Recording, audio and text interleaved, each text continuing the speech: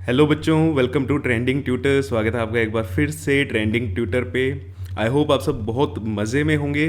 और जल्दी से ये बताओ आपकी तैयारी कैसी चल रही है। अब तो देखो अक्टूबर आ गया है, ऑलमोस्ट ऑलमोस्ट हाफ कंप्लीट हो गया है। तो 2-3 महीने रह गए हैं आपकी तैयारी करने के। उसके बाद तो प्री बोर्ड्स बोर्ड्स बहुत जल्दी आ जाएंगे। प्रैक्टिकल्स में भी आप बिज़ी हो जाओगे। प्रैक्टिकल फाइल्स भी आपने बनानी शुरू कर दी होंगी, आई होप, है ना। तो तैयारी कर लो भाई जल्दी से। और चलो आज हम स्टार्ट करते हैं हमारा इलेक्ट्रिसिटी का लेक्चर नंबर 4। 3 लेक्चर पहले ही आ चुके हैं। थर्ड लेक्चर में हमने पोटेंशियल डिफरेंस के बारे में पढ़ा था। आई होप आप सबके कॉन्सेप्ट्स क्लियर होंगे। ठीक है, अगर किसी का कोई डाउट है तो कमेंट सेक्शन में लिख देना ताकि हम नेक्स्ट क्लास में उसको सोल्व कर सकें। ओके, तो चलिए स्टार्ट करते हैं। और हाँ, स्टार्ट करने से पहले वीडियो को शेयर कर देना। और जिन्होंने सब्सक्राइब नहीं किया है वो प्लीज़ सब्सक्राइब कर लें। 15 तारीख से आपकी टेस्ट सीरीज स्टार्ट होने वाली है, तो उसके लिए भी तैयार रहना। तो चलिए शुरू करते हैं। और ये प्रीवियस ईयर के क्वेश्चन है, मतलब कुछ क्वेश्चन प्रैक्टिस करते हैं जो अब हमारे 3 लेक्चर हुए हैं उन्हीं के बेसिस पे। ठीक है, आपको लगता है ना कि लेक्चर बड़े छोटे छोटे लिए हैं सर ने, बड़े धीरे करा रहे हैं ये वाला चैप्टर। भैया ये चैप्टर धीरे कराने का ही है। देखो क्वेश्चन क्या कहता है, a particle with a charge 1.5 coulomb. 1.5 coulomb का चार्ज है किसी पार्टिकल पे। तो चार्ज मतलब मुझे Q की वैल्यू दी हुई है। कैपिटल से लिखना चाहते हो, स्मॉल से लिखना चाहते हो, आपकी मर्जी है।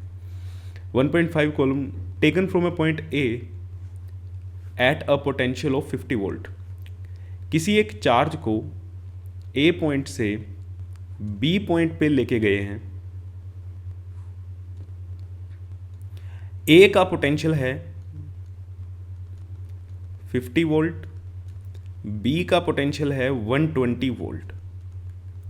तो इस चार्ज को ए से बी पे ले जाने के लिए आपको क्या करना पड़ेगा, वर्क करना पड़ेगा। तो वही बता दो आपने कितना वर्क किया। ठीक है, तो वर्क डन पोटेंशियल ये हमने लास्ट क्लास में पढ़ा था। हमें पता है, वी नो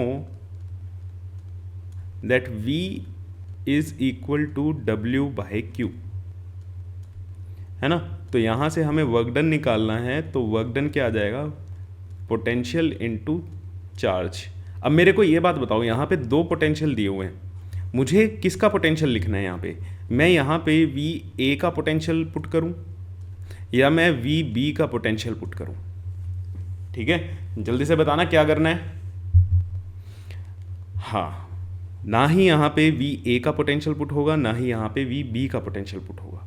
ये जो यहाँ पे V लिखा जाता है ये क्या होता है, पोटेंशियल डिफरेंस। ये क्या होता है, पोटेंशियल डिफरेंस होता है। ये किसी एक पॉइंट का पोटेंशियल नहीं है, ये पोटेंशियल डिफरेंस है 2 पॉइंट के बीच में। तो यहाँ और यहाँ के बीच में जो पोटेंशियल डिफरेंस होगा V, वो क्या होगा, 120 माइनस 50। ओके, तो यहाँ पे क्या है, पोटेंशियल डिफरेंस है बेटा 120 माइनस 50 इंटू 1.5। तो 70 into 1.5 which is equal to 105। Work आ गया हमारा 105। यूनिट जल्दी से बताओ क्या लगेगी, यस, जूल। वर्क डन की यूनिट क्या होती है, जूल्स। तो ये हो गया आपका आंसर। ठीक है, तो यहाँ पे आपने क्या सीखा भैया, यहाँ पे किसी एक पॉइंट का पोटेंशियल नहीं होता, ये क्या होता है, पोटेंशियल डिफरेंस। और डिफरेंस आपको पता है कैसे निकालते हैं, हायर माइनस लोअर। ओके, तो चलो चलते हैं नेक्स्ट क्वेश्चन पे। If Q coulomb of charge travels through a conductor of length L metre with velocity V metre per second, what is the current flowing through the conductor. Okay, देखो ये अच्छा question है। ये ना कुछ ऐसे questions में से है जो कहते हैं ना टॉपर्स के क्वेश्चन हैं, जिनसे करके आप क्या बनोगे, टॉप करोगे। ये वैसे क्वेश्चंस हैं। ठीक है, आपके एग्जाम में कुछ 3 से 4 क्वेश्चन ऐसे आएंगे जिनका डिफ़िकल्टी लेवल थोड़ा अच्छा होगा, मतलब उनका लेवल अच्छा होता है, वो टॉपर्स के लिए होता है। उन्हीं से क्या बनते हैं, टॉपर बनते हैं। जिनके 100 मार्क्स आते हैं, 98 आते हैं, वो उन्हीं क्वेश्चन से आते हैं। और ये क्वेश्चन उन्हीं में से एक है। मैं इसलिए नहीं कर रहा अभी क्योंकि आप पॉज करो इसको और आप एक बार खुद से ट्राई करो। ठीक है, एक बार खुद से ट्राई करो, चाहे आपको 5 मिनट लगते हो बेटा, लगा लेना, कोई दिक्कत नहीं है। और इतना ज़्यादा नहीं है, आपको आता है ये क्वेश्चन, आप कर सकते हो। ठीक है, तो आई होप आपने किया होगा, इसको पॉज करके किया होगा, है ना। तो चलो मैं भी सोल्व करता हूँ। कोई एक चार्ज है, चार्ज की वैल्यू क्या है, क्यू कूलम।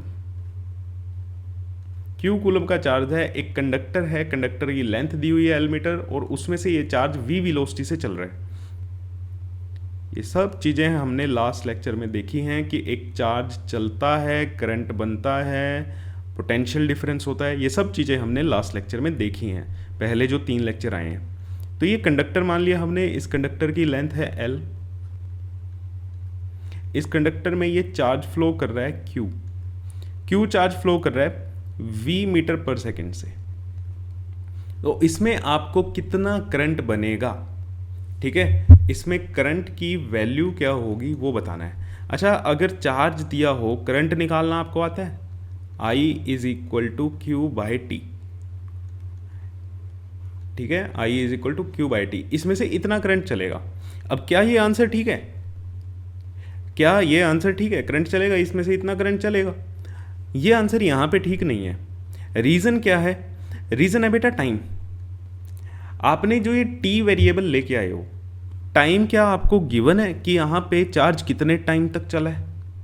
नहीं चला ना। क्वेश्चन के अंदर जो वेरिएबल्स आपको दिए हो, जो पैरामीटर्स आपको दिए हो, आपको आंसर उन्हीं पैरामीटर की टर्म में लेके आना होता है। अब टी का हमें क्या पता, क्वेश्चन में तो कहीं पे टी लिखा ही नहीं हुआ, ठीक है ना। टी तो हमने अपनी तरफ से क्या मान लिया है, लेट कर लिया है कि क्यू चार्ज जो है वो टी टाइम तक चला। क्यू चार्ज कितने टाइम तक चला, टी टाइम तक चला। बट टी की वैल्यू आपको निकालनी पड़ेगी यहाँ पे, मीन्स टाइम की वैल्यू यहाँ पे आपको फाइंड आउट करनी पड़ेगी। अब टाइम की वैल्यू कैसे फाइंड आउट करोगे, बस ये थोड़ा सा क्वेश्चन था यहाँ पे। कुछ बच्चे अगर इसको ये बोल दें कि I is equal to Q by T, इतना करंट चलेगा, ठीक है भैया, करंट इतना होगा, करंट की वैल्यू क्यू बाई टी होती है, लेकिन टी आपको क्या पता है? मुझे तो पता ही नहीं टी क्या है, क्योंकि मेरे को तो क्यू से पता है कूलम्ब होता है, एल से मीटर लेंथ है, वी वेलोसिटी है। मुझे इन्हीं पैरामीटर्स में आंसर चाहिए। तो समझ गए आप? तो यहाँ पे हमें we have to calculate the value of time, ठीक है, फाइंड वैल्यू ऑफ टाइम। और ये हर एक चीज़ के लिए है, कोई भी क्वेश्चन आ जाता है जिस पैरामीटर में आपको स्टेटमेंट में दिया है पैरामीटर्स, उन्हीं पैरामीटर्स में आपको आंसर निकालना है। तो देखो हमें एक फॉर्मूला पता है, distance is equal to speed into time. Distance is equal to speed into time. Distance क्या है यहाँ पे l, स्पीड क्या है v, टाइम हमने मान लिया t। तो t की वैल्यू यहाँ से क्या निकली, t की वैल्यू निकल गई l अपॉन v। अब ये वाली वैल्यू इस इक्वेशन में पुट करो, therefore I is equal to q by T और q upon l by v। तो करंट की वैल्यू क्या आई, q v अपॉन l। ये आपका आंसर होगा, ठीक है, समझ गए। अब देखो distance is equal to speed into time, ये आपको लगाना आता था। जिन बच्चों ने कर लिया है बहुत अच्छा है, ठीक है, जिनसे नहीं हुआ तो कोई दिक्कत नहीं है, अभी कोई दिक्कत नहीं है। अभी आप सीख रहे हो, इसको सीखो कि ऐसे भी सोचना पड़ता है। थॉट प्रोसेस को अपनी बिल्ड करो, और आंसर को कभी भी अगर ऐसे क्वेश्चन आते हैं तो उन्हीं पैरामीटर्स में आपको आंसर निकालना है जो पैरामीटर आपको गिवन है। क्लियर है? तो चलो चलते हैं नेक्स्ट क्वेश्चन पे। नेक्स्ट क्वेश्चन क्या है, what is an electric circuit, distinguish between open circuit and close circuit. 2 number का क्वेश्चन है, 2009 में आया हुआ है। अब आप कहोगे इतना पुराना क्वेश्चन करा रहे हो सर। बेटा क्वेश्चन पुराना हो या नया हो उससे कोई फ़र्क नहीं पड़ता, आपके कॉन्सेप्ट सही होने चाहिए, है तो आपके सिलेबस सही, ठीक है ना। तो लास्ट हमने पढ़ा था कि इलेक्ट्रिक सर्किट क्या होता है। देखो मैं इसके लिए लिख के लाया हूँ, आपको डेफिनेशन याद होगी। A closed end a continuous path through which electric current flows. एक ऐसा बंद और कॉन्टिन्यूस रास्ता जिसमें से करंट आपका चल सकता है, उस रास्ते को हम क्या कहते हैं, उस पाथ को हम क्या कहते हैं, इलेक्ट्रिक सर्किट बोलते हैं, ठीक है। अब ये क्वेश्चन मैं आपके लिए इसलिए लेके आया हूँ बेटा, ताकि आपको ना छोटी छोटी चीज़ों की भी वैल्यू हो कि इसमें बहुत छोटी चीज़ें भी आपसे पूछी जाती हैं। चैप्टर को थोरोली पढ़ना, मतलब एक एक पॉइंट आपका क्लियर होना चाहिए। आगे एक क्वेश्चन आएगा 2017 का 4 नंबर का क्वेश्चन है, आप देखना वो क्वेश्चन कैसा होगा। अब वो देखोगे ना 4 नंबर में आया हुआ है तो आपके होश उड़ जाएंगे। नेक्स्ट था ओपन सर्किट और क्लोज सर्किट में फ़र्क क्या होता है। देखो ओपन सर्किट क्या होता है, जिसमें से करंट नहीं चलेगा, electric current does not flow in the open circuit. Close circuit में क्या होता है, इलेक्ट्रिक करंट फ्लो करता है। ओपन सर्किट में हम की जो है वो ऐसे दिखाते हैं, की का सिंबल, अब देखो सिंबल से आ गया ना क्वेश्चन, एक पॉइंट बन गया। अब क्लोज सर्किट में की जो होती है वो क्लोज दिखाई जाती है ऐसे, और क्लोज और ओपन का मतलब मैंने आपको लास्ट लेक्चर में अच्छे से बता दिया था, ठीक है। तो ये था आपका 2 नंबर का क्वेश्चन, प्रीवियस ईयर है। चलिए नेक्स्ट क्वेश्चन पे। Next question, question number 4, read करो इसको। A current of 10 ampere, 10 ampere का करंट है। जैसे जैसे आपको डाटा मिलता है ना वैसे वैसे उसको लिखते जाओ। ये क्या है, करंट, करंट को शो करते हैं हम आई से। 10 ampere flow through a conductor for 2 minutes, ये किसकी वैल्यू होगी, टाइम की। तो time is equal to 2 minutes. अब मिनट्स में मेरे को रखना है नहीं, मुझे एसआई यूनिट में रखना होता है, और एसआई यूनिट क्या होती है टाइम की, सेकंड होती है। तो मैं इसको किस में कन्वर्ट करूँगा, सेकंड्स में।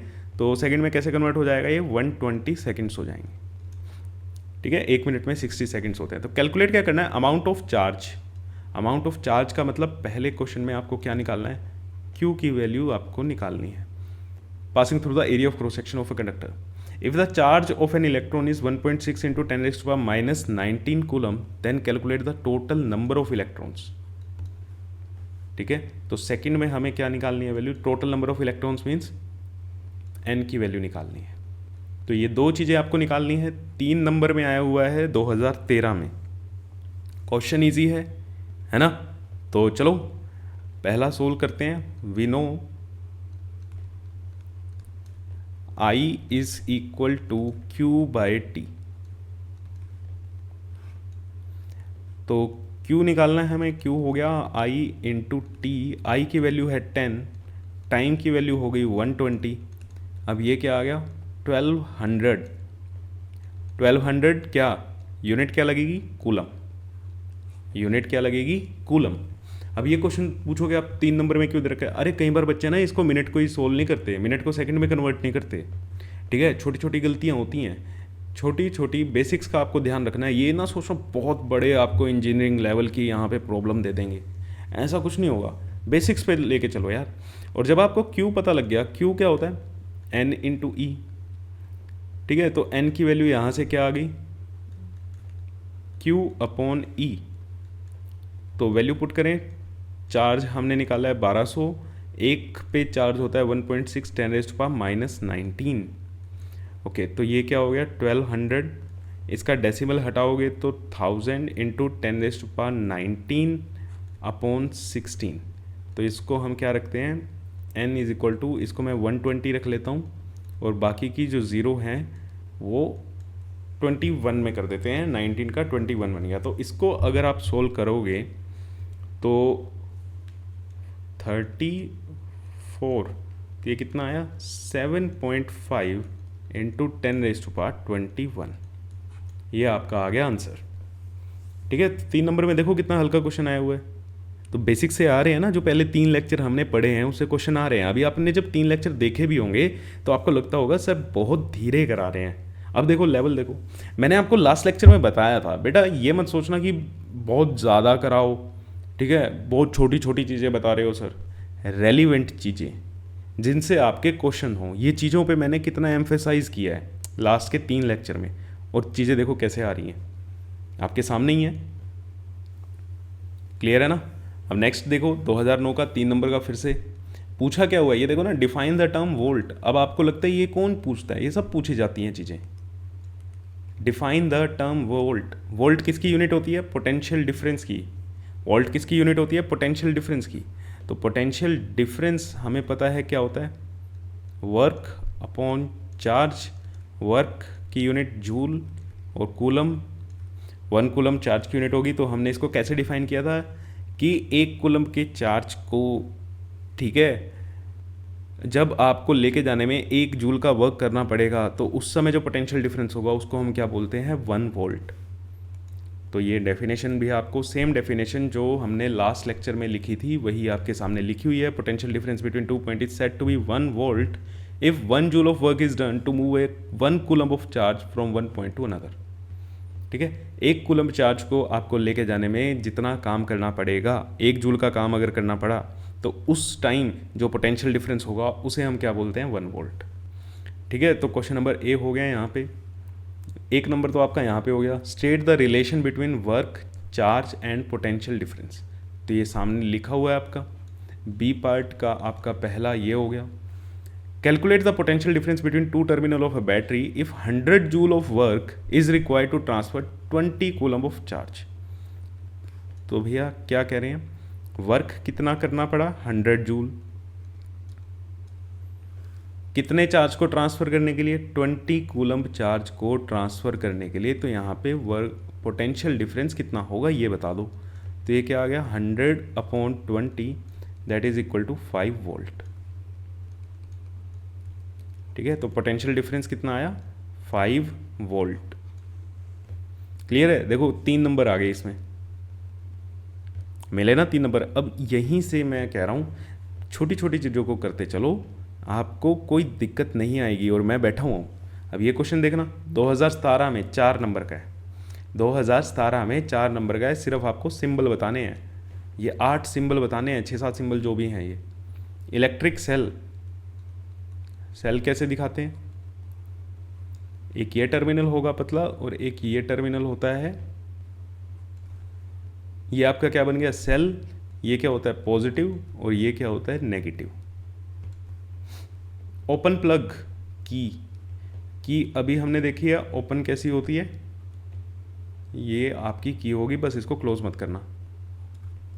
ठीक है, इसको क्लोज मत करना। वायर क्रॉसिंग विदाउट कनेक्शन, बिना कनेक्शन के वायर कैसे क्रॉस करके दिखाओगे,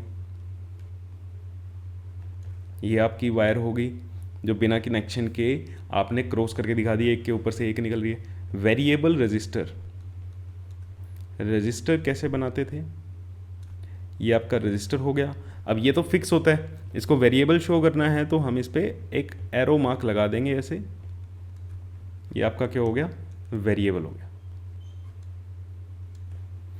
battery, battery is a combination of cell, बहुत सारे सेल एक साथ क्या कर दो, जोड़ दो। तो पॉजिटिव नेगेटिव, फिर पॉजिटिव, फिर नेगेटिव, फिर पॉजिटिव, फिर नेगेटिव। ठीक है, तो एक टर्मिनल पॉजिटिव, और अगर पॉजिटिव से शुरू कर रहे हो तो नेगेटिव पे ही क्या करना है, इसको ख़त्म करना। तो ये हो गई आपकी बैटरी। इलेक्ट्रिक बल्ब, कुछ मिस तो नहीं किया ना, ठीक है, आई होप यहाँ पे नंबरिंग गलत हो गई है। ठीक है, कोई दिक्कत नहीं है। क्या है इलेक्ट्रिक बल्ब, ये लो जी, आपका इलेक्ट्रिक बल्ब बन गया। रेजिस्टेंस,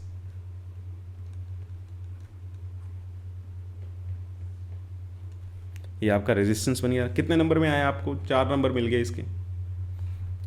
ठीक है ना, कितने नंबर मिल गए इसके, 4 नंबर मिल गए, सिर्फ सिंबल पता करने के 2017 में आया है। तो देखो चीज़ें छोटी बड़ी नहीं होती, चीज़ें रेलिवेंट होती हैं, मैं बार बार बता रहा हूँ, बस बने रहो और आपका हो जाएगा। चलो भैया आज का लेक्चर स्टार्ट करते हैं। ठीक है, ओम्स लॉ आज का हमारा नया टॉपिक जो है वो आज हम कवर कर रहे हैं, हमारा ओम्स लॉ। तो बहुत आपको बहुत जल्दी हो गई ना ओम्स लॉ करने की, तो फाइनली आपका ओम्स लॉ ये आ गया। तो ओम्स लॉ कहता क्या है, देखो ओम्स लॉ की स्टेटमेंट पढ़ो। ओम्स लॉ कहता है कि current passing through a conductor is directly proportional to potential difference. Current potential difference के डायरेक्टली प्रोपोर्शनल है। मीन्स अगर कोई ये कंडक्टर है और उसको आपने कनेक्ट कर रखा है बैटरी के साथ, बैटरी का काम क्या है, पोटेंशियल डिफरेंस प्रोवाइड कराना। अब यहां से क्या होगा, करंट चलेगा, यहां से क्या होगा, करंट चलेगा पॉजिटिव टर्मिनल से। ठीक है, नेगेटिव टर्मिनल की तरफ इसमें से करंट जाएगा, फिर यहाँ से जितना करंट बैटरी से निकलता है उतना ही करंट बैटरी में वापस भी आना चाहिए। बस ये ध्यान रखना, ये आगे मैं आपको चीज़ें सिखाऊंगा। तो इसमें से करंट चल रहा है अभी। ठीक है, अब ये क्या कह रहे हैं कि अगर आप पोटेंशियल डिफरेंस बढ़ा रहे हो या करंट बढ़ेगा। ठीक है, अगर आप ये वोल्टेज बढ़ा रहे हो, मान लो 10 वोल्ट की आपने बैटरी लगाई, तब आपने करंट चेक किया, करंट का कुछ वैल्यू थी, आपने बैटरी को 20 वोल्ट की कर दिया, आपने बैटरी को क्या कर दिया, 20 वोल्ट की कर दिया, तो करंट क्या हो जाएगा, करंट भी बढ़ जाएगा, करंट भी बढ़ जाएगा। तो ये कह रहे हैं यहाँ पे ओम्स लॉ। तो ओम्स लॉ ने क्या बताया कि current is directly proportional to potential difference. Current is directly proportional to potential difference. अब यहाँ पे ना 10th लेवल पे देखो हम क्या कर देते हैं, इस प्रोपोर्शनैलिटी को हम उल्टा कर देते हैं, हम ऐसे लिखते हैं। एक्चुअल में ये चीज़ ऐसे होती नहीं है, मैं आपको बता रहा हूँ। कभी भी आप ओम्स लॉ लिख के आओ तो सही जो है वो ये होता है, ठीक है। प्रेफर इसको करना, अगर आपको एमसीक्यू में भी आ जाए तो प्रेफर इसको करना। क्लियर है? क्योंकि स्टेटमेंट क्या कह रही है, current is directly proportional to potential difference है। Potential difference is directly proportional to current नहीं है, ठीक है। अगर आप 12th में जाओगे तो आपको इस चीज़ का और अच्छे से पता चल जाएगा। तो अभी के लिए v is directly proportional to i। ये हमने कहा कि अब v की वैल्यू बढ़ेगी तो करंट भी क्या होगा, बढ़ेगा। सिंपल सिंपल सी ये बात। जैसे मान लो अगर v1 है, ठीक है, तो करंट की वैल्यू भी कितनी है, 1 है। पोटेंशियल आपने क्या कर दिया, 2 कर दिया, तो ये भी क्या हो जाएगा, 2 हो जाएगा। मतलब प्रोपोर्शनली बढ़ते रहेंगे। क्लियर है ना? 10 वोल्ट की बैटरी लगाई कम करंट, 20 वोल्ट की बैटरी लगाई ज़्यादा करंट। क्लियर है? तो ये कहता है हमारा ओम्स लॉ कि पोटेंशियल अगर आप बढ़ाओगे तो करंट भी बढ़ेगा। सिंपल सी बात, बात खत्म। कंडीशन क्या है कि भैया टेम्परेचर कांस्टेंट होना चाहिए। अब ये जो आप एक्सपेरिमेंट कर रहे हो ये किसी की फिक्स टेम्परेचर पे होना चाहिए। जैसे आप रूम टेम्परेचर पे कर रहे हो, मेक श्योर कि आपकी वायर्स जो है उसका टेम्परेचर ना बढ़े, ठीक है। देखो वायर्स हीटअप तो होंगी बट टेम्परेचर बढ़ना नहीं चाहिए। और भी जो दूसरी फिजिकल कंडीशंस हैं, इसको बस अभी के लिए याद रखना कि फिजिकल कंडीशन सेम रहनी चाहिए। मेन बात आती है टेम्परेचर की, ये आपसे ज़रूर पूछा जाता है। अगर आपने टेम्परेचर चेंज कर दिया तो ओम्स लॉ वैलिड होगा, नहीं होगा।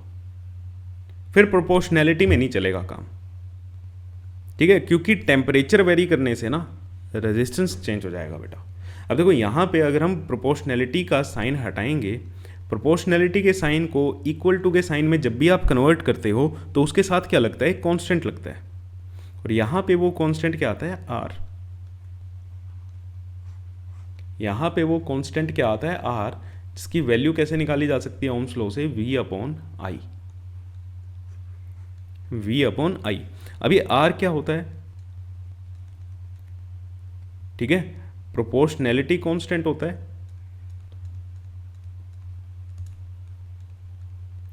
r is proportionality constant called electric resistance. इसे क्या बोलते हैं, इलेक्ट्रिक रेजिस्टेंस। रेजिस्टेंस भी बोल सकते हो, कोई दिक्कत नहीं है। और याद रखना इसकी यूनिट क्या होती है, यूनिट होती है इसकी ओम्स या ओम सिंबल। ये चीज मान लो अगर आपको किसी वायर का रेजिस्टेंस लिखना है, 2 ओम है, वायर का रेजिस्टेंस 2 ओम है, तो वो ऐसे लिखा जाएगा। क्लियर है? ये चीज़ क्लियर है आपको? ओम्स लॉ मेरे हिसाब से क्लियर है। ओम्स लॉ क्या कहता है, ओम्स लॉ कहता है कि अगर आप कहीं पे पोटेंशियल डिफरेंस बढ़ा रहे हो तो आपका करंट भी बढ़ जाएगा, या करंट बढ़ा रहे हो तो पोटेंशियल डिफरेंस भी बढ़ जाएगा। दोनों एक दूसरे के डायरेक्टली प्रोपोर्शनल हैं, ठीक है। दोनों एक दूसरे के क्या हैं, डायरेक्टली प्रोपोर्शनल है। क्लियर हो गया? तो चलो अब इसका ना ग्राफ देखते हैं। आज मैं सिर्फ आपको पोटेंशियल डिफरेंस ही कराने वाला हूँ, मतलब ओम्स लॉ ही कराने वाला हूँ। रेजिस्टेंस के बारे में हम आगे देखेंगे। V और I का जो ग्राफ है, देखो अब ओम्स लॉ क्या कहता है, V is equal to RI। अब मेरे को नहीं पता आपने ये चीज़ पढ़ी है या नहीं। देखो हमने इसको किस एक्सिस पे लिया है, Y एक्सिस पे। ये कौन सी एक्सिस पे है, Y एक्सिस पे। करंट कौन सी एक्सिस पे है, X एक्सिस पे। करंट कौन सी एक्सिस पे है, X एक्सिस पे। एक्स और वाई एक्सिस पे जो भी आपकी वेरिएबल्स हैं उन सब की वैल्यू क्या है, उनकी पावर क्या है, 1 है। पावर 1 होती है तो ये स्ट्रेट लाइन इक्वेशन बनती है। ये जो इक्वेशन है, ये इक्वेशन कैसी है, एक स्ट्रेट लाइन की इक्वेशन है। मैं अपने बच्चों को ना 9th क्लास में पढ़ा देता हूँ ये स्ट्रेट लाइन की इक्वेशन, कोऑर्डिनेट ज्योमेट्री जब पढ़ते हैं, ठीक है। तो आई डोंट नो आपने पढ़ी है नहीं पढ़ी। तो इसमें ये स्ट्रेट लाइन की इक्वेशन है v is equal to R I, यहाँ पे y इज़ इक्वल टू, इसको बोलते हैं mx। m क्या होती है यहाँ पे? स्लोप। m क्या होती है यहाँ पे? स्लोप होती है। तो अगर आप कंपेयर करो तो m की वैल्यू क्या आ रही है? r आ रही है। हमारी इक्वेशन में, ओम्स लॉ की इक्वेशन में m की जगह क्या लिखा हुआ है? r लिखा हुआ है। मीन्स स्लोप जो है r आ रही है। इसका क्या मतलब है? इसका क्या मतलब है कि वी आई ग्राफ की जो स्लोप होती है, slope of V I graph gives resistance. Slope of V I graph gives resistance. Slope से आपको किसकी वैल्यू मिलेगी? रेजिस्टेंस की वैल्यू मिलेगी। अच्छा, कौन से ग्राफ की हम बात कर रहे हैं? वी आई। अगर देखो मैं वी आई ग्राफ बोलता हूं, ठीक है, मैं वी आई ग्राफ बोलता हूं तो इसका मतलब क्या होता है? जो आगे चीज लिखी हुई ना वो किस एक्सिस पे है? वाई एक्सिस पे। इस चीज का ध्यान रखना, ये बहुत बेसिक चीज है। आई डोंट नो आपको पता है या नहीं पता मैथ्स में। ये वी आई ग्राफ का मतलब क्या है? वी मेरा आई एक्स वाई एक्सिस पे है, आई मेरा क्या है? करंट मेरा क्या है? एक्स एक्सिस पे है। तो अब बात कर रहे हैं हम स्लोप की। स्लोप क्या होती है? स्लोप आप कैसे निकालोगे? देखो, ये जो है ये स्ट्रेट लाइन ग्राफ बना, इस लाइन की जब आप स्लोप निकालोगे तो स्लोप से आपको किसकी वैल्यू मिलेगी? रेजिस्टेंस की। स्लोप से आपको किसकी वैल्यू मिलेगी? रेजिस्टेंस की वैल्यू मिलेगी। अब देखो मैं बेटा कहना क्या चाह रहा हूँ, मैं कहना ये चाह रहा हूँ कि अगर आपको v और i की वैल्यू दी है तब तो आप रेजिस्टेंस कैसे निकाल लोगे? उनको डिवाइड करके निकाल लोगे। फॉर एग्जाम्पल अगर आपको ग्राफ दे दिया, फॉर एग्जाम्पल आपको क्या दे दिया? ग्राफ दे दिया। अभी हम अगले लेक्चर में ना ग्राफ के क्वेश्चंस में लेके आऊँगा आपके लिए, आज थ्योरी पक्के कर लेना, ठीक है। आपको ग्राफ दे दिया तो आप ग्राफ से रेजिस्टेंस कैसे निकालोगे? कभी भी अगर आपको ग्राफ से, वी आई ग्राफ से, कौन से ग्राफ से? वी आई ग्राफ से आपको रेजिस्टेंस निकालना है तो रेजिस्टेंस के लिए आपको क्या निकालनी पड़ेगी? उस ग्राफ की स्लोप। अब सर आप स्लोप स्लोप स्लोप कर रहे हो, स्लोप निकालेंगे कैसे? होती क्या है स्लोप? अभी बता रहे हैं, दिक्कत मत लो, बस ध्यान रखना आपने करना क्या है? स्लोप निकालनी है। पहली चीज़ तो ये दिमाग में डालो कि अगर कोई वी आई ग्राफ मेरे सामने आता है, अगर कोई वी आई ग्राफ मेरे सामने आता है और मुझे रेजिस्टेंस निकालने के लिए बोला जाता है तो मैं क्या करूँगा? क्या करना है आपने? उसकी स्लोप निकालनी है। क्या करना है? स्लोप उसकी निकालनी है। अब ये स्लोप होती क्या है ना? अब हम बात करते हैं कि हमारे स्लोप क्या होती है। देखो स्लोप आपकी कैसे निकलेगी? आपने ट्रिग्नोमेट्री पढ़ी है, ट्रिग्नोमेट्री आपने पढ़ ली है। स्लोप निकालनी होती है तो आप क्या निकालो? उसका टेन थीटा निकालो,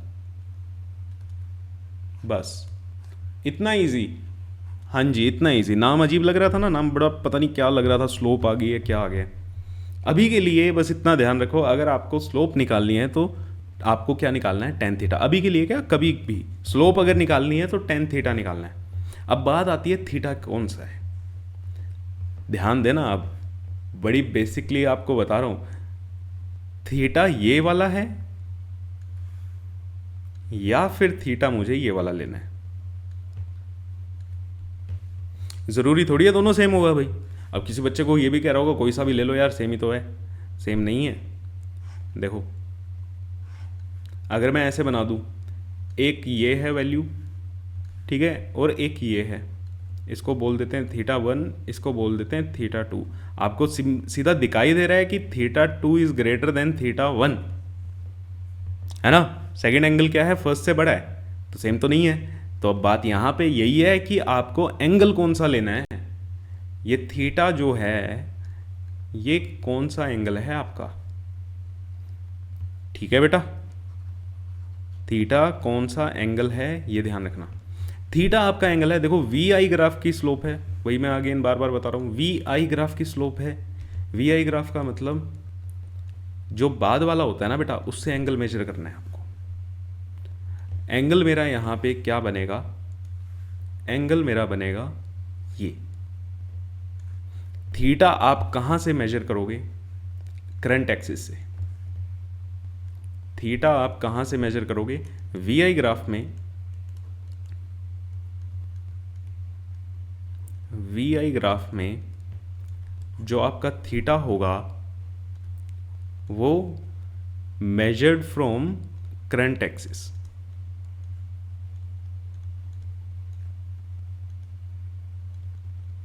जिस एक्सिस पे आपका करंट होगा, जिस एक्सिस पे आपने आई लिया है, करंट एक्सिस जो भी है आपकी, उस एक्सिस से आप मेजर करोगे। ठीक है, उस एक्सिस से आप मेजर करोगे। तो यहां पे देखो ये राइट एंगल ट्रायंगल बन रहा है आपका।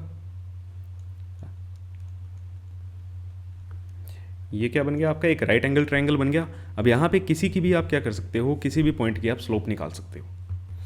ठीक है, अब वैल्यूज़ अगर दे दें, मैं आपको वैल्यूज़ के टर्म में निकाल के दिखा देता हूँ। मान लेते हैं यहाँ पे एक पॉइंट ये है, अब ये राइट एंगल ट्रायंगल बन रहा है, ये तो आपको पता लग गया। अब मैं यहाँ पे पॉइंट्स लेता हूँ। एक पॉइंट मेरा ये हो गया,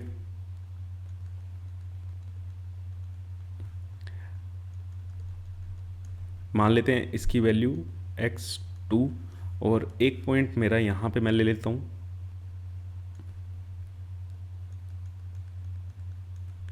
ये x1, और ये यहाँ पे y1, y एक्सिस पे है इसलिए y1, और ये y2।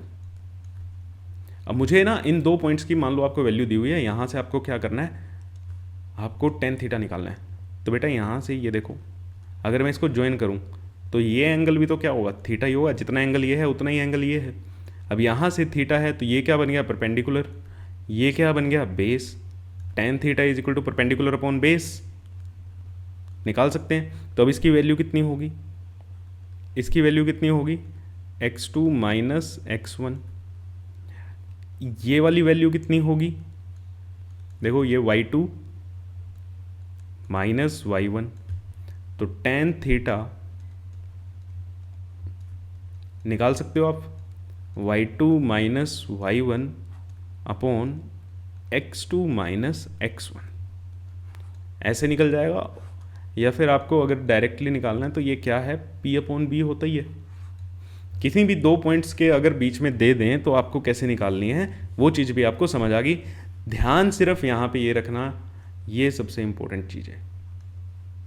ये आपके क्वेश्चन गलत भी कराएगा या यही आपके क्वेश्चन सही करा सकता है। बस इसमें सबसे ज़्यादा फोकस रखना कि थीटा आपने जो लेना है वो करंट एक्सिस से लेना है। क्लियर हुआ, क्लियर हुआ। देखो मैं कराता हूँ आपको क्वेश्चन। देखो जैसे वैल्यू कई बार दे देते हैं तो वैल्यू के हिसाब से हम देख लेते हैं। चलो ये वी आई ग्राफ हमने लिया और ये क्या ले लिया, एक स्ट्रेट लाइन आएगा। तो पॉइंट ले लेते हैं, मान लो यहाँ पे ये 1, ठीक है, और इसकी वैल्यू थी 2,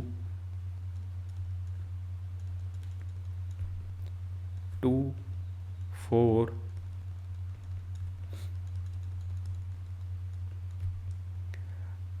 3 और ये 6। चलो अब यहाँ पे आपको क्या करना है, रेजिस्टेंस की वैल्यू निकालनी है। यहाँ पे क्या करना है, रेजिस्टेंस की वैल्यू आपको निकालनी है। Find resistance. तो रेजिस्टेंस कैसे निकालोगे, ये आपका एंगल क्या बनेगा, थीटा। तो आपको क्या करना है, we know slope of V I graph gives resistance. अब ये जब चीज़ें आप लिख के आते हो ना, एग्जामिनर इतना खुश हो जाता है, आपको भर भर के नंबर देगा वो। ठीक है, तो यहाँ पे स्लोप निकालने के लिए क्या निकालेंगे, स्लोप क्या होता है, टेन थीटा। तो टेन थीटा यहाँ पे, अब सर मैं किसके बीच में निकालूं, आप बेटा किसी भी दो पॉइंट के बीच में निकाल लेना कॉन्सिक्यूटिव। ठीक है, आप किसी भी दो पॉइंट के बीच में निकाल लेना। वैसे तो किसी मर्जी पॉइंट के बीच में निकालो, कोई फर्क नहीं आएगा, सेम आएगा। आप इन दो पॉइंट्स को ले लो, आप इन दो पॉइंट्स को ले लो, आप इन दो पॉइंट्स को ले लो, आंसर आपका सेम आएगा। क्यों, स्ट्रेट लाइन है, एंगल हर जगह पे क्या बन रहा है, सेम बन रहा है। एंगल यहाँ पे भी थीटा ही बनेगा, एंगल यहाँ पे भी आपका थीटा ही बनेगा। तो आप कहीं से भी निकाल सकते हो। अगर मैं यहाँ से निकालूँ तो ये मेरी वैल्यू कितनी होगी 3 - 2। ये मेरी वैल्यू कितनी होगी 6 माइनस, सॉरी यहाँ पे क्या लिखा है 4, 6 - 4। तो tan थीटा क्या आएगा 6 - 4 अपॉन 3 - 2, दैट इज़ 2/1। तो ये क्या आ गई मेरी स्लोप आ गई। आपको थीटा की वैल्यू नहीं निकालनी, स्लोप tan थीटा होता है, थीटा नहीं होता। कभी यहाँ पे आप वैल्यू देखो कि सर tan थीटा की 2 वैल्यू तो हमने पढ़ी ही नहीं किस एंगल पे होती है, वो चीज़ नहीं है। स्लोप की वैल्यू क्या आई tan थीटा कितनी 2, और स्लोप क्या होता है रेजिस्टेंस। वी आई ग्राफ का स्लोप क्या होता है रेजिस्टेंस, तो रेजिस्टेंस की वैल्यू कितनी आ गई यहाँ से 2 ओम। क्लियर है। तो अगर ऐसे ग्राफ दे दे तो हमें ऐसे सोल्व करना होता है। वैल्यू दी है कि इतना करंट फ्लो कर रहा है, इतना पोटेंशियल डिफरेंस है, तो आप ओम्स लॉ से सीधा सीधा V/I करके रेजिस्टेंस की वैल्यू निकाल सकते हो। ठीक है, रेजिस्टेंस की वैल्यू आप निकाल सकते हो। तो अगर ग्राफ दे दे तो आपको स्लोप निकालनी है, और स्लोप निकालने के लिए आपको tan थीटा निकालना है, वो आपको निकालना आता है। ठीक है, नहीं आता था तो अब आ गया है। अगर जिसने ट्रिग्नोमेट्री नहीं भी पढ़ी तो उसके लिए भी इतनी बड़ी कोई बात नहीं थी। चलो अब यहाँ पे देखो, अगर हमें दो रेजिस्टेंस दे दें, मान लो ये R1 और ये R2, और पूछें कि यहाँ पे क्या क्या दोनों बराबर हैं, R1 is equal to R2। ठीक है, या R1 बड़ा है R2 से, या R2 बड़ा है R1 से, या इसमें से कुछ नहीं बता सकते। कांट बी डिटरमाइंड, हम पता ही नहीं लगा सकते। ठीक है, तो देखो अब यहाँ पे एक चीज़ और सीखो। R1 की स्लोप देखो, ये वाली जो स्लोप है इससे आपको किसकी वैल्यू मिल रही है R1 की, ये वाली जो लाइन है इससे आपको किसकी वैल्यू मिल रही है R2 की। जिसकी स्लोप ज़्यादा होगी, जिसकी स्लोप क्या होगी, हमें एक चीज़ पता है ना। ठीक है, VI graph, slope of VI graph, slope of VI graph, देखो मैं भी कितनी बार लिख रहा हूँ इसको, इज इक्वल टू रेजिस्टेंस। अब ये आपको भी ऐसे ही पक्का करना होता है। स्लोप ऑफ VI ग्राफ क्या होती है, रेजिस्टेंस देगा। जिसकी स्लोप ज़्यादा उसका रेजिस्टेंस ज़्यादा, जिसकी स्लोप ज़्यादा उसका रेजिस्टेंस ज़्यादा। अब स्लोप कैसे चेक करोगे ज़्यादा है, स्लोप कैसे, tan थीटा निकालोगे। मीन्स tan थीटा जिसका ज़्यादा उसका रेजिस्टेंस ज़्यादा। अब tan थीटा की तो वैल्यू हमें तो पता नहीं सर, अलग अलग एंगल पे क्या होती है, हमने तो 0, 30, 45, 60, 90 पे ही पता है। अगर इनके अलावा कोई एंगल आ गया तो हमें कैसे पता लगेगा tan थीटा किसका ज़्यादा होगा। तो tan थीटा ज़्यादा पता करने के लिए देखो, जिसका एंगल ज़्यादा, एंगल जब बढ़ता है तो tan थीटा की वैल्यू बढ़ती है। tan थीटा ज़्यादा, tan थीटा ज़्यादा का मतलब स्लोप ज़्यादा, स्लोप ज़्यादा का मतलब रेजिस्टेंस ज़्यादा। आर से ही लिख देते हैं भाई, इतना स्पेस नहीं है, रेजिस्टेंस ज़्यादा। ये चीज़ दिमाग में बिठा लो बस। कभी भी ग्राफ आ जाए, ठीक है, ग्राफ आ जाए तो आपको ये चीज़ ध्यान रखनी है, थीटा चेक कर लो। क्या चेक करना है, थीटा। और थीटा कहाँ से चेक करना है, always measure from current axis. ये चीज़ बहुत बार बता दी भाई, करंट एक्सिस से चेक करना है। अब देखो इन दोनों का थीटा चेक कर लेते हैं।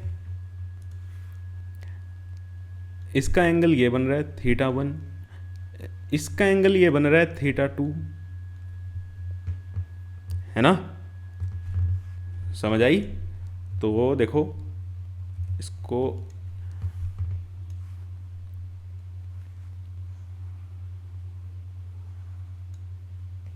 इसको हटा देते हैं।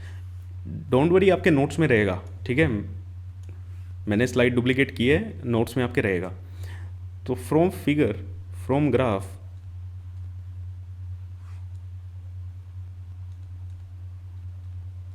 कलर चेंज कर लेते हैं ताकि आपको दिक्कत ना हो नोट्स में। From graph theta 2 is greater than theta 1। Theta 2 ज़्यादा है तो tan theta 2 is greater than tan theta 1। Tan theta 2 ज़्यादा मतलब slope of second is greater than slope of 1, first line की स्लोप से ज़्यादा है, तो रेजिस्टेंस भी तो R2 जो होगा वो ज़्यादा होगा रेजिस्टेंस 1 से, है ना। तो यहाँ से मेरा क्या आंसर निकलेगा, that R2 is greater than R1। Clear हुआ, R2 is greater than R1। तो 2 आ जाएं, 3 आ जाएं, 4 आ जाएं, आप सब चेक कर सकते हो। आपको सिर्फ ध्यान में ये चीज़ रखनी है, स्टेप बाय स्टेप चलो, ठीक है। ये मोस्ट इम्पोर्टेंट है, और इसमें भी मोस्ट इम्पोर्टेंट ये है, ठीक है। अब इसकी क्या वैल्यू है अभी मैं आपको दिखा देता हूं भाई। ले सेम ग्राफ है, सिर्फ हमने एक्सिस चेंज कर दी है। अब हम एक्सिस यहाँ पे ले आए, v पहले ग्राफ में यहाँ पे i था, यहाँ पे v था, हमने इसको उल्टा कर दिया। अब हम वैल्यू वही लेते हैं, R1 और ये R2। अब मैं एंगल कहाँ से मेजर करूँ, यहाँ से नहीं। क्या ये करंट एक्सिस है, ये कौन सी एक्सिस है, ये तो पोटेंशियल डिफरेंस की एक्सिस है, v एक्सिस है। मुझे करंट एक्सिस से मेजर करना होता है एंगल, मुझे करंट एक्सिस से मेजर करना होता है एंगल। अगर हम सेम चीज़ यहाँ पे करें कि R1 R2 के बराबर है, या R1 बड़ा है R2 से, या R2 बड़ा है R1 से, या हम नहीं बता सकते, कांट बी डिटरमाइंड, हमें तो पता ही नहीं चलेगा। तो अगर मैं इसको सोल्व करना चाहूँ तो यहाँ पे मैं एंगल क्या कहाँ से लूँगा, आई एक्सिस से, तो मेरा ये है। बच्चों को पता नहीं कैसे याद कराया जाता है ये, ठीक है। ये मैं बोल देता हूँ इसको थीटा 2 क्योंकि सेकेंड लाइन के लिए है, और ये मेरा हो गया थीटा 1। क्लियर है बच्चों को, पता नहीं उल्टा सीधा कराया जाता है, लेकिन आपको क्या ध्यान रखना है, बस करंट एक्सिस से आपको एंगल मेजर करना है। तो फ्रॉम ग्राफ क्या दिख रहा है आपको, theta 1 is greater than theta 2। Theta 1 बड़ा है तो टेन भी किसका ज़्यादा होगा, थीटा 1 का। Tan theta 1 is greater than tan theta 2, और टेन थीटा क्या होता है, स्लोप होती है। Means slope of first line is greater than slope of second. Slope first की ज़्यादा है तो रेजिस्टेंस भी क्या होगा, R1 is greater than R2। तो R1 is greater than R2। तो इस बार आंसर हमारा ये है। समझ आ गया आपको, अरे क्लियर हुई या नहीं हुई चीजें। देखो अब यहां पे सेम था,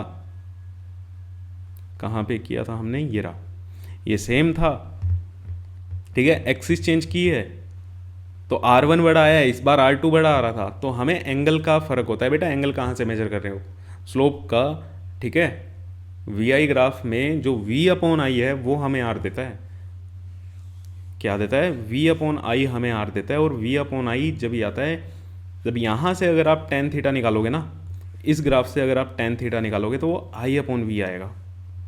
इसका रीज़न भी मैं आपको बता देता हूँ ऐसा क्यों हो रहा है, क्योंकि यहाँ से अगर आप tan थीटा निकालते हो तो उसकी वैल्यू क्या आएगी, I/V आएगी। परपेंडिकुलर क्या बन रहा है, I बन रहा है, तो इसकी वैल्यू 1/R है। तो यहाँ पे अगर आप हॉरिजॉन्टल से मेजर करोगे तो आपको थीटा कम देखना पड़ेगा, लेकिन मैं सिंप्लिसिटी के लिए, ताकि आपको एक ही चीज़ याद करनी पड़े, हम सिर्फ ये याद करेंगे कि आप एंगल आई एक्सिस से मेजर करो। एंगल कहाँ से मेजर करो, आई एक्सिस से। स्लोप की यही डेफिनेशन होती है, नहीं, स्लोप की डेफिनेशन ये नहीं होती, मैं आपको पहले ही बता रहा हूँ, स्लोप की डेफिनेशन ये नहीं होती। बट हमें for the sake of simplicity, आपको ज़्यादा कन्फ्यूजन ना हो, इसलिए मैंने ये चीज़ बनाई है कि आप हमेशा करंट एक्सिस से मेजर करोगे। ये ऐसा ही होता है, स्लोप ऐसे ही निकाली जाती है, नहीं, स्लोप ऐसे नहीं निकाली जाती बेटा। स्लोप की डेफिनेशन अलग होती है जो मैंने आपको नहीं बताई है, और कोई भी नहीं आपको बताएगा, ना ही मैथ्स में ना ही आपको साइंस में, क्योंकि आपकी ज़रूरत नहीं है अभी, ठीक है। बट वो आपके क्वेश्चन ठीक हो, आपका कॉन्सेप्ट ठीक रहे, उसके लिए हमने ये चीज़ बनाई है कि आई एक्सिस से आप क्या निकालो, करंट, हमेशा एंगल निकालो। तो ऐसा मत सोच लेना कि स्लोप ऐसे निकालते हैं, नहीं, इतने बड़े नहीं हुए आप, ठीक है। तो नेक्स्ट है हमारा experimental verification of Ohm's law. भैया ओम्स लॉ को ऐसा ही होता है, ये कैसे चेक करोगे, तो उसके लिए सेटअप लगाया जाता है। एक बैटरी लगाई है आपने, मीन्स इसमें एक बैटरी लगाई, इसका एक पॉजिटिव टर्मिनल, नेगेटिव टर्मिनल, और ये हो गया ए बी, इसके अक्रॉस हमें क्या करना है, करंट चेक करना है। तो इसमें एक ये वेरिएबल रेजिस्टेंस लगा दिया, ये क्या है, रियोस्टेट, सिंबल याद रखना, ये क्या है, रियोस्टेट।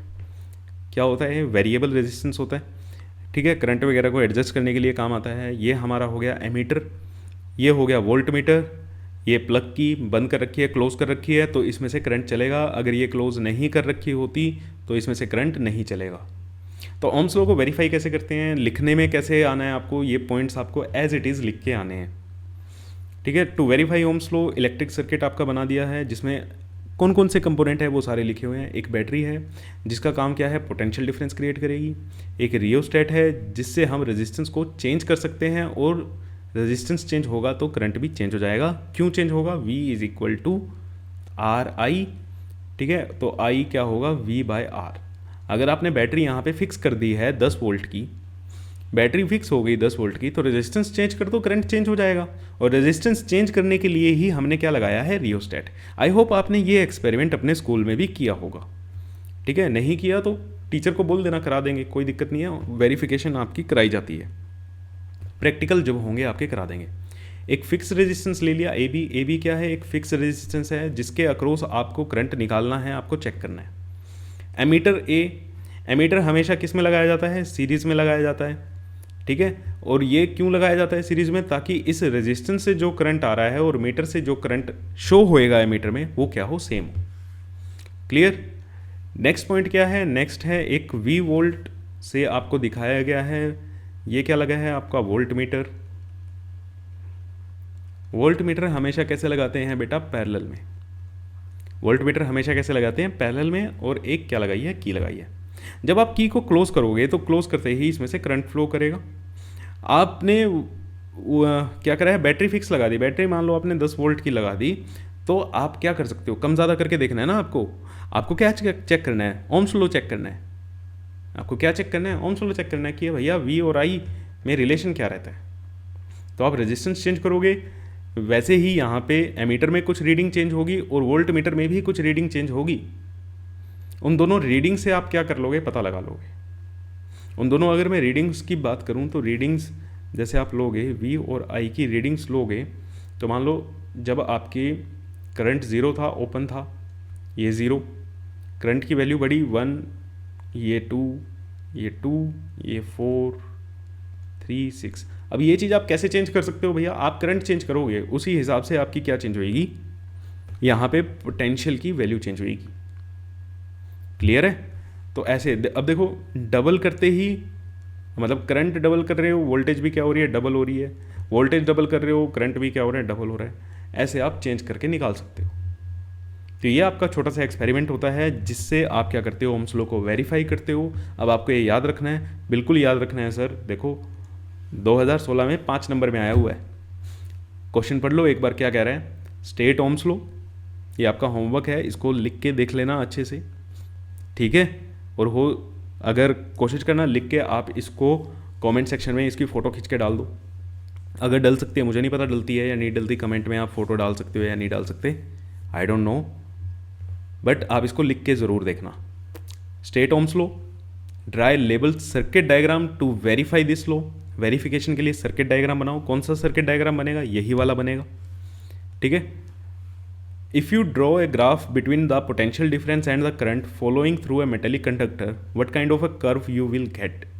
जब आप V और I का ग्राफ बनाओगे तो उसकी जो कर्व होगी वो कैसी होगी, V और I की कर्व कैसी होती है, स्ट्रेट लाइन। अभी मैंने आपको बहुत डिटेल में बताया कि ये इक्वेशन जो होती है वो स्ट्रेट लाइन की इक्वेशन होती है। तो स्ट्रेट लाइन ग्राफ बनेगा, ग्राफ बना के दिखा दो, ये बन गया जी VI graph. Explain how would you use this graph to determine the resistance of conductor. इस ग्राफ को कैसे आप यूज़ करोगे रेजिस्टेंस निकालने के लिए। तो कैसे रेजिस्टेंस कैसे निकलेगा, इसका रेजिस्टेंस कैसे निकलेगा, स्लोप निकालो इसकी। स्लोप से क्या मिलेगा आपको, रेजिस्टेंस मिलेगा।